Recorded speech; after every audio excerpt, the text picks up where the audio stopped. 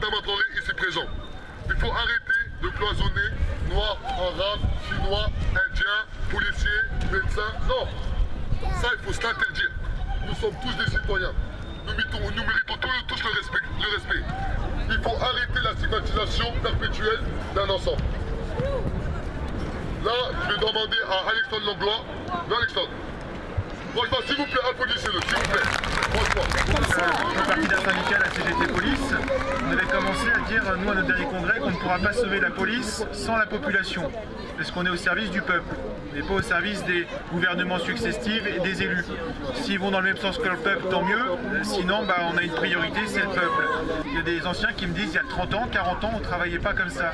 Et on connaissait les gens dans les quartiers. On ne faisait pas de course-poursuite avec les gens. Un jeune n'avait pas de casse sur un scooter, il n'y avait pas de course-poursuite. On allait sonner chez les parents, on les connaissait. Et malheureusement, la police nationale doit régler tous les problèmes sociaux, alors qu'on est une police pour régler le problème des délinquants. On est complètement détourné de nos missions. Donc, on veut masquer la dégénérance totale des services publics en général. On n'est pas dans la guerre, on est dans l'union, on est ensemble, on veut du respect. Parce que là, il n'y a qu'une minorité, on est, c'est pas que ça. Ça commence là, ça va plus loin, il y en a qui travaillent, mais ceux qui sont là déjà, on représente les autres. Si nous n'avons pas compris ça, on est mort. Maintenant, je vous explique clairement. Là, on parle. Mais ensuite, c'est vous qui allez mener les débats. On va donner la parole à tout le monde. Donc aujourd'hui, quel est le vrai métier d'un policier? Quel est son état de conscience? Sa maturité? Est-ce qu'il est assez mature pour entrer dans un quartier et dialoguer avec les jeunes de quartier? Voilà ce qu'il faut. Voilà le genre de questions que j'aimerais vous poser. Parce qu'aujourd'hui, on a beaucoup. C'est vrai qu'il y a eu le cas de Théo, mais il y a beaucoup de violences policières qu'on ne dénonce pas. Pourquoi? Parce qu'on sait très bien qu'en allant au commissariat, ils vont rigoler de nous.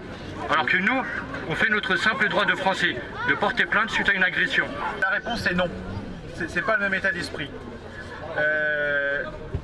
Parce qu'on a...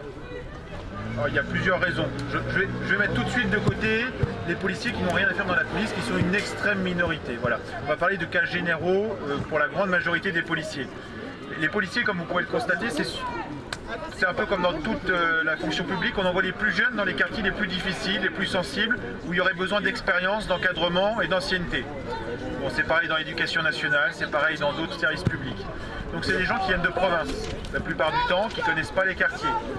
Ils sont coincés en Ile-de-France. Plutôt que de les motiver à rester en disant investissez-vous dans la vie de quartier, restez là parce que vous faites un métier noble. Non, on leur dit si comme personne veut aller, on vous coince 8 ans et au bout de 8 ans vous pourrez partir. Je veux dire, c'est pas très motivant pour rester là. Les gens n'ont qu'une envie, c'est de faire le minimum et de repartir chez eux dès qu'ils pourront. Donc je veux dire qu'on remette la priorité des missions sur la tranquillité publique.